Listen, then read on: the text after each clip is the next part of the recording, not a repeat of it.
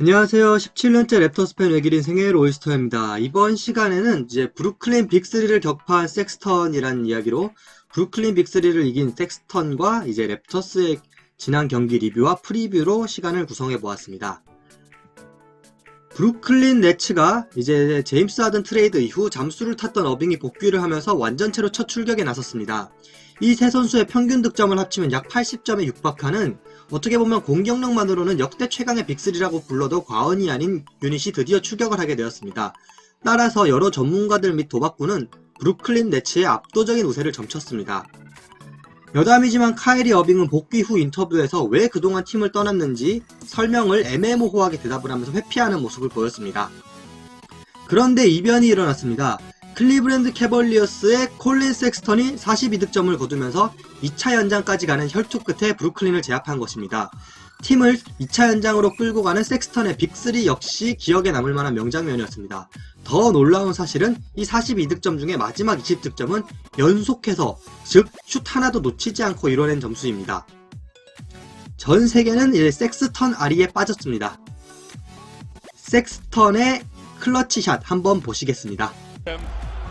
Sexton was trying to get himself loose, leaned to his left, and cans it. And that was a great. He was able to Roll it on the collect floor as a himself three-point because he lost basket. control. 이 경기를 제가 그냥 재밌게 이야기해서 황소에게 얻어맞은 3초원이라고 표현을 했는데요. 이제 카이리 어빙의 별명이 엉클 드류입니다. 예전에 어빙이 할아버지 분장을 하고 길거리 농구를 하는 컨셉에서 광고를 찍었는데요. 이게 굉장히 유명해지면서 이제 엉클 드류가 카이리 어빙의 별명이 되고 나중에 영화까지 만들어질 정도로 대히트를 거뒀습니다. 그리고 영무, 젊은 황소죠. 콜린 섹스턴이 가장 좋아하는 별명이고 본인의 트위터 아이디도 이제 영불입니다. 하지만 이것과는 별개로 이제 다른 별명들이 이제 전 세계적으로 유명하죠. 그 외의 소식들입니다. 이제 콜린 섹스턴과 브루클린 네츠가 붙었던 이 경기가 이제 NBA 리그 패스 시청률 1위를 기록했습니다. 평균 시청률과 시청시간 모두 압도적이었습니다. 제임스 하든은 이번에 이적을 하고 1쿼터 9분 12초까지 슛을 시도하지 않았는데요. 이는 개인 통산 세 번째로 긴 슈팅 침묵이었다고 합니다. 마지막으로 섹스턴 타임입니다. 연장전 1차, 2차를 포함해서 22득점을 거둔 섹스턴은 정규 쿼터 득점보다 연장 득점이 더 많았는데요. 최근 20년간 딱 두 번째 있었던 사례라고 합니다. 그리고 오늘 2차전이 열렸는데요. 2차전 역시 클리브랜드 캐벌리어스의 승리로 끝났습니다. 압도적인 리바운드 차이가 승패를 갈랐습니다. 한편 케빈 듀란트는 지난 경기 50분 출장을 했기 때문에 피로회복이라는 차원에서 결장을 하였습니다. 따라서 처음으로 제임스 하든과 카이리 어빙의 조합으로 출격한 경기가 되었습니다. 저베일 맥기는 오늘 가비지 타임에도 출장하지 못했습니다.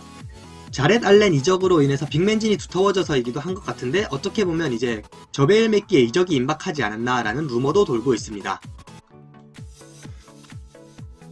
랩터스 소식입니다.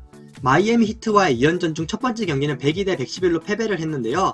이제 타일러 히로는 부상으로 인해서 결장을 했습니다. 히로 외에 에이스인 지미 버틀러와 3&D 전문 요원인 에이버리 브래들리 역시 결장을 했습니다. 프레드 밴블릿은 지난 경기에 부진해서 탈출 24득점을 기록했습니다. 한편 4쿼터 마무리는 굉장히 나빴는데요. 4쿼터 초반 기세를 잃고 크게 리드를 내준 후 한 번도 위협하지 못하면서 질질 끌려다니다가 무기력한 패배를 했습니다. 이번 경기에는 되게 아쉬운 부분들이 많았습니다. 제가 아까 말씀드렸다시피 주전 라인업 중에 3명이나 빠졌던 마이애미를 상대로 기회를 살리지 못하고 이제 무기력한 패배를 거둔 것은 참 실망스러웠고 전체적으로 팀 멤버들의 뭔가 투지가 보이지 않았습니다. 마이애미 쪽이 뭔가 이기고 싶었던 것이 더 강렬하다는 게 느껴졌던 그런 경기였습니다. 또한 카일 라우리의 부진한 슛감 역시 패배 요인 중 하나였습니다. 그리고 오늘 아침에 있었던 2차전인데요. 마이애미 히트를 상대로 20점 차 가비지 승리를 거둡니다. 오늘 선발 출장을 한 노먼 파웰은 23득점으로 득점 리더를 기록했고요. 오지 아누노비 역시 물오른 3점감을 보여주면서 21득점 시즌 하이를 기록했습니다. 랩터스답지 않게 리바운드를 크게 승리했습니다. 45대 32로 크게 이겼는데요. 이는 파스칼 시아캄의 더블 퍼포먼스로 더 빛이 났습니다. 마지막으로 가장 중요한 요인입니다. 수비력이 아주 빛났습니다. 에런 베인즈는 시즌 하이인 3블락을 기록했고 4쿼터에 출장한 스탠리 존스는 강력한 수비력을 보이면서 상대의 추격 의지를 애지감치 꺾어버렸습니다. 1차전을 보면서 굉장히 화가 많이 났는데 2차전에서 좋은 모습을 보여주면서 어느정도 해소가 되었던 그런 마이애미 히트와의 2연전이었습니다. 참고로 이제 지난번에 방출되었던 알렉스 렌은 워싱턴과 재계약을 하게 되었습니다. 다음 경기 프리뷰는 인디애나 페이서스와의 2연전입니다. 승리를 가리킬 포인트 이번에 3가지 꼽아봤는데요. 빅맨주의보입니다. 인디애나의 빅맨 듀오인 도만타스 사보니스와 마일스 터너 이야기인데요.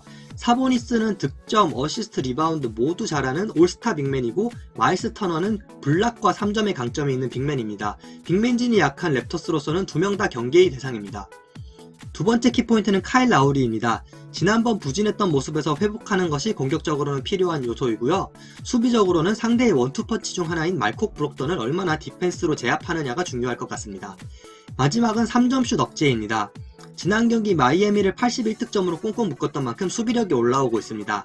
상대의 3점을 30%대 이내로 묶을 수 있다면 랩터스가 쉽게 경기를 가져갈 수 있을 것으로 보입니다. 랩터스가 초반에 부진했지만 이제 어느덧 4할 승률을 기록했습니다. 이번 2연전에서 더 잘한다면 플레이오프권으로 올라갈 수 있으니까 마지막 투지를 보여줬으면 좋겠습니다. 제가 이번 시간 준비한 자료는 여기까지고요. 좋아요와 구독 언제나 환영입니다. 또 궁금하신 점이 있다면 댓글로 남겨주시면 제가 빠르게 답변을 드릴 수 있도록 하겠습니다. 이번 시간에도 감사드립니다.